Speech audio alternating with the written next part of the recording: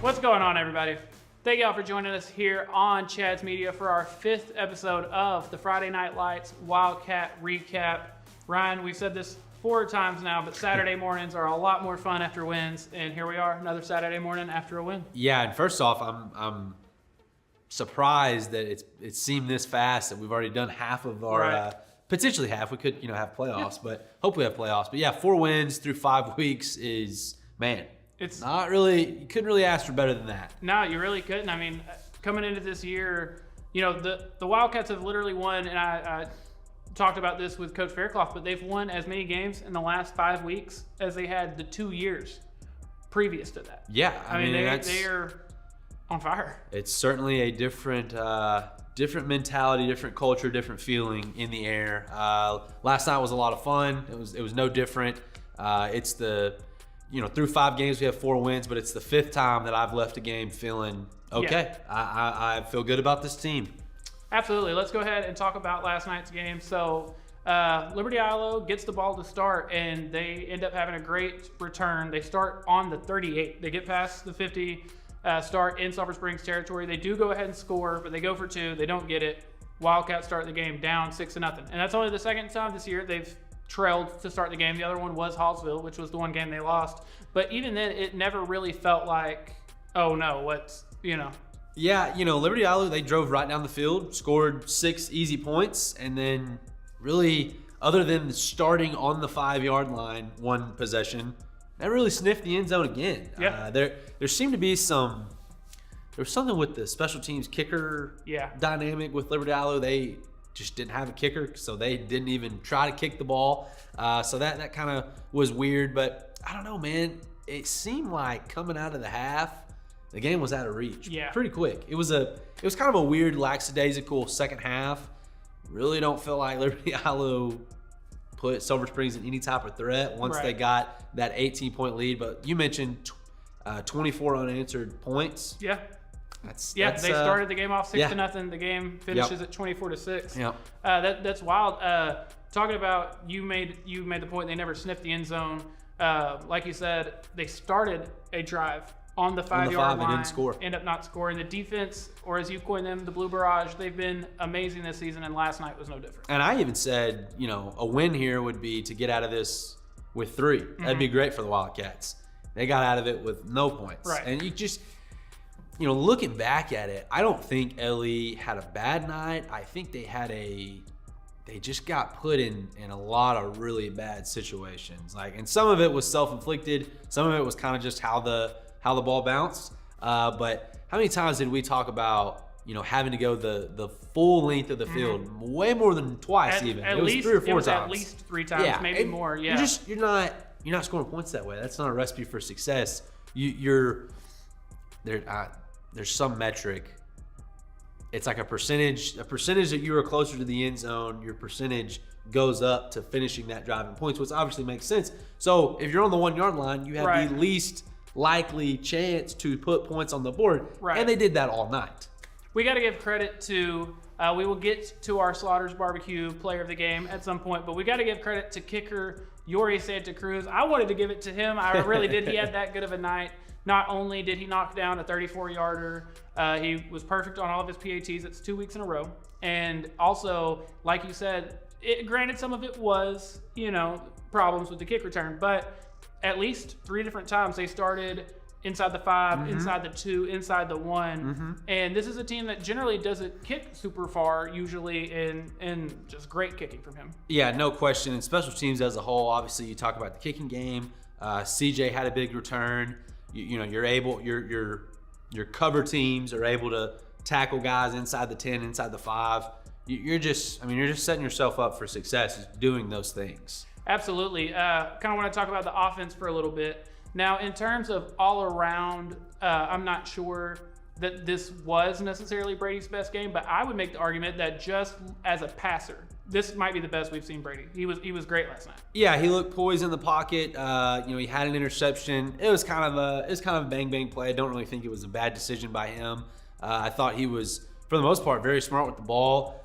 He completed some passes over the middle, some passes down the field. I thought I'm trying to think of all the deep balls we completed. The Cooper Faircloth over the middle, that's a great ball. Skylar Lewis over the middle, that's a great ball. Deep ball to CJ for a touchdown.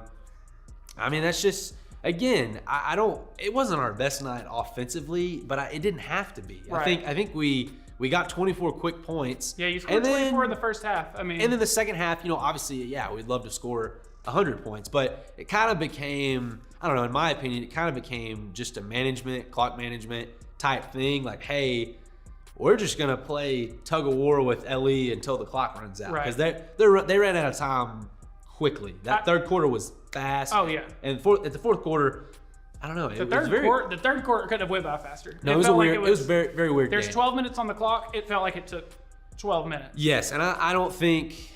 I mean, I don't know. Like, if I had to pick, we always talk about offense versus defense. I'd probably have to go the defense last night. Yeah, that's totally. I mean, they literally, outside of the first drive, didn't allow a single point. I mean, that's wild. Not giving up a point from the starting on the 5-yard line is. That's incredible. That's pretty good and also pretty bad for LE. You're really they're kicking themselves this morning.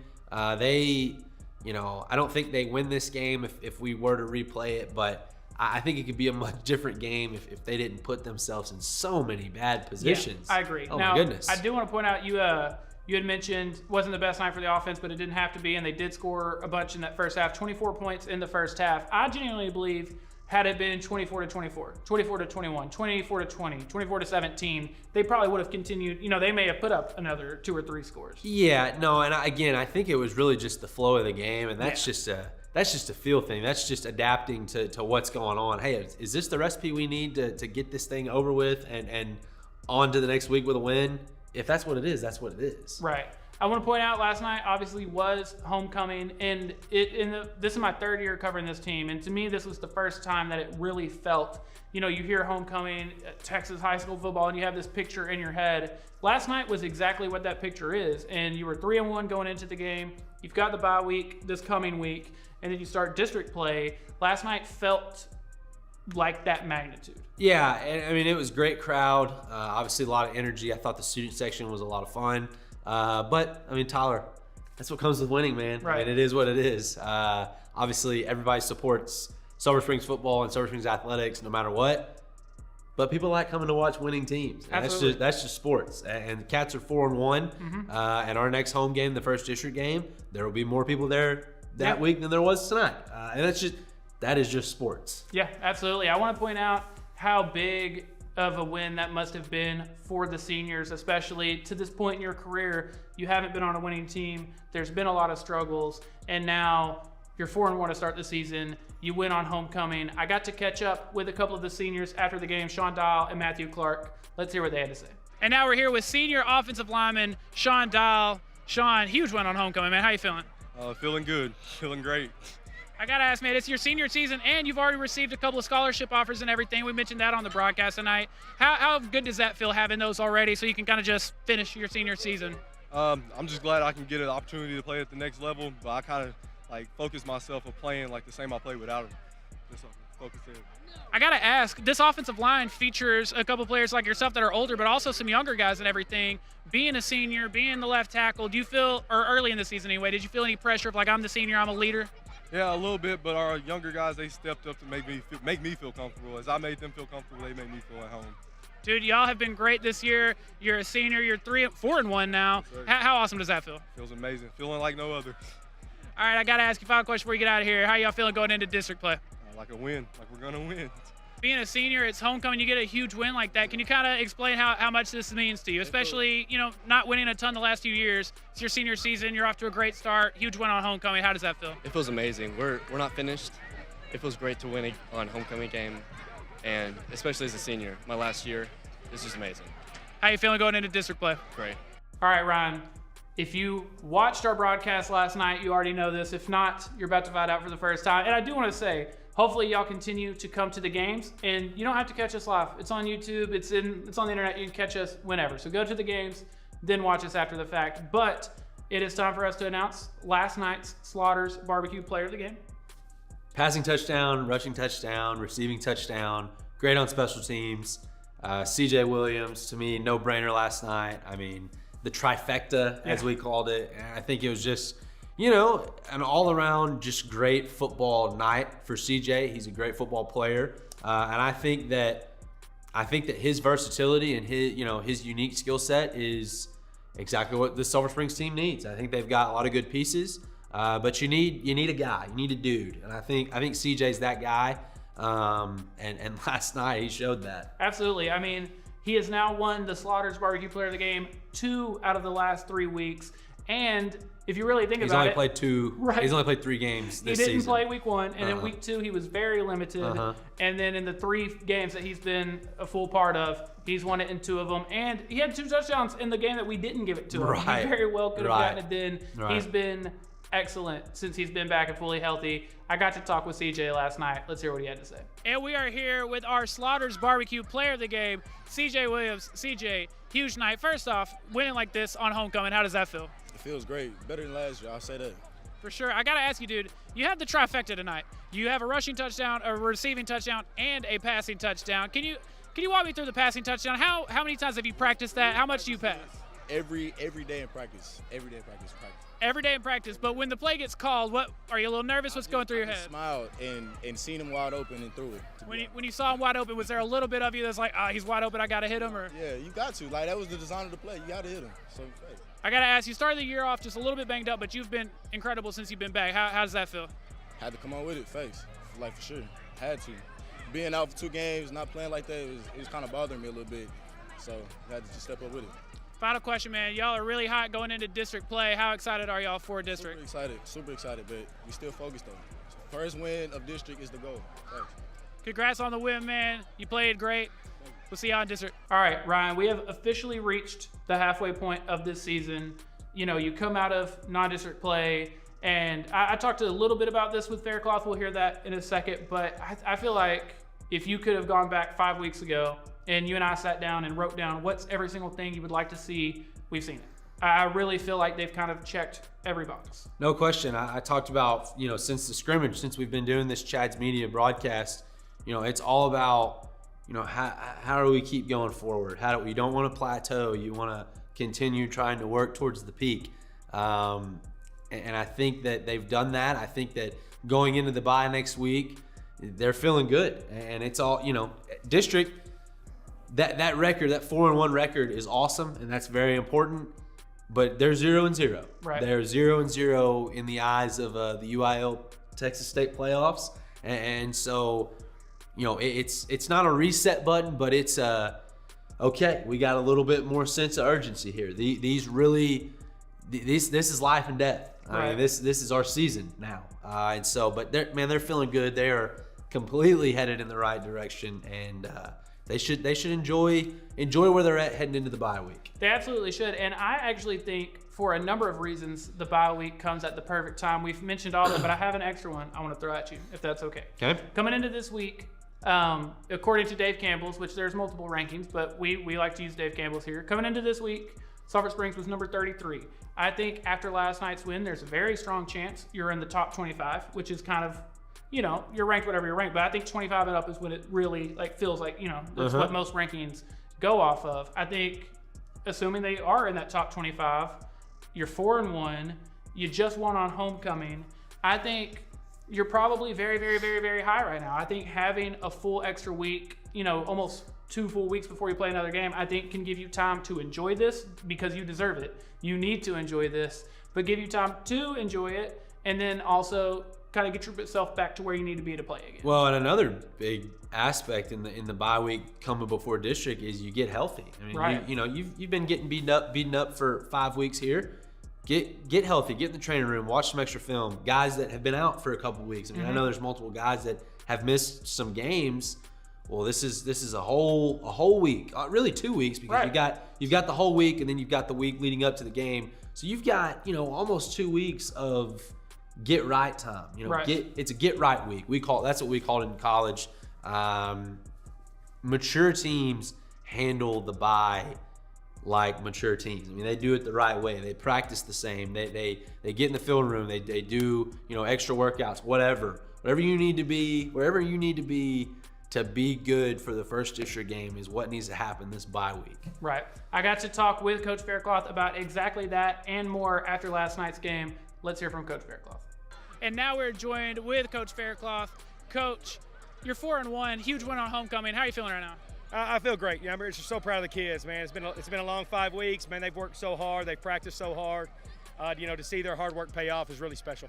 Yes, sir. I got to ask you about these first 5 weeks. I mean, it really feels like you're exactly where you'd want to be. You've done everything. You learned how to win early in the season. You've won on the road. You've played from behind, and tonight you even were playing from behind at the beginning. How does it feel?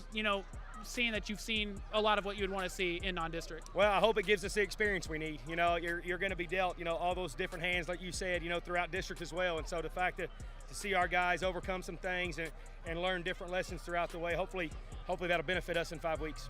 Yes, sir. You got the bye week coming up. For any of our viewers out there, can you kind of explain what the bye week is going to be like? It's perfect timing going into district and everything. It is. It's the first thing, get a chance to get healthy. And so, make sure all the bumps and bruises are healed. But we treat it just like a game week, and so we still have 3 days of practice. We treat it just like there's a game next Friday night, and so we'll practice Tuesday, Wednesday, and Thursday, no different than what we always do. And basically, we get 2 weeks to prepare for community, our first district opponent. Yes, sir. I do want to ask you about that. How are we feeling going into district play? Well, I'll see what the film says, but we feel good about where we are. We know it. We got a long way to go, and so we still make some mistakes we've got to clean up that we may not get away with, in those 5 district games. And so we've got some young guys that may have made some mistakes. But, man, how about that defense? Man, they really proud of them. Coach Page and our defensive staff have done a great job, and our players, man, playing with so much passion and enthusiasm and just getting fourth down stops tonight. But offensively, got some things to clean up, but proud of our effort. And anytime you win, man, we're going to celebrate. Yes, sir. Final question before we get out of here. In just five weeks here, this team has won as many games as they had in the 2 years prior to that. How special does that feel to be a part of that? And especially for these seniors, it's homecoming night. How special does it feel to be a part of that? So happy for them, and happy for our fans. It maybe been a long time coming, but man, for our hard work to pay off, to be able to give the seniors, this experience, give our man a fun homecoming win. Yes, sir. Nothing really beats it. Proud to be a Silver Springs Wildcat. Yes, sir. Coach, congrats on the win. Thank you for joining us. Thank you. Always awesome to get to hear from Coach Faircloth. Again, we keep saying this, and I'm going to continue to say it and say it and say it for the next 13 days. But the Silver Springs Wildcats are 4-1. Yeah, no question. I'm sad that we're going on a 1 week hiatus next week. No Friday night broadcast, no Saturday morning Tyler and Ryan show. But it's a great opportunity to go to another high school game, go to a college game, go watch it, whatever. Enjoy the weekend next week. The Cats are going to be 4-1 next week too. They still are. And so that's exciting. We are sure excited for district. I got 2 final questions for you. They kind of go together. Okay. After that, we got college football to watch. Right. We got stuff to do today, and I'm sure y'all do as well. So thank y'all for hanging out with us this morning. But you're 4-1. How are we feeling about everything we've seen in the first half, and how are we feeling about where we're at going into district? Well, we've talked about how excited we are in that first half, but the second half, 0-0, like I mentioned, I'll say this, I feel better now than I did before the season. Right. I think that I had us, getting in the playoffs, getting back to the playoffs before the season. I think that there's no reason we can't compete for the district title. I'm right there with you. I was the same way. I had us, I believe, either finishing 3rd or 4th, but getting into the playoffs. Right. And where you're at now, obviously Anna is a top 5 team in the state, but outside of them, I think we can play with every team. I agree. That's left on our schedule. I know Anna, whatever, they're great, top 5. That's going to be that's the last game of the season. I think we'll worry about that then. But until then, we can play with every team on our schedule, and I feel pretty confident in saying that. Oh, I'm right there with you. I think coming into this season, we felt good. It felt like a brand new team, but I think even in your wildest dreams, this is as good as it could be right now, and I feel great going into district play. Like you said, we've gone from before the season started, I think we'll make the playoffs, but it'll be, maybe the 3rd or 4th spot, to where we're at now is they can play with anyone. I feel great. No question. Ryan, anything else we got to get to before we get out of here? No, man. Enjoy your Saturday. Thanks for spending your morning with me and Tyler, and enjoy your rest of your weekend. Yeah, and like he said, remember, no game next week. It is the bye week. So if you're looking for us on Friday night, if you're looking for us on Saturday morning, it's because it was the bye week. But we will be back for the rest of the games throughout the rest of the season, every Friday night and every Saturday morning, right here live on Front Porch News and Chad's Media. Until next time, thank you for tuning in.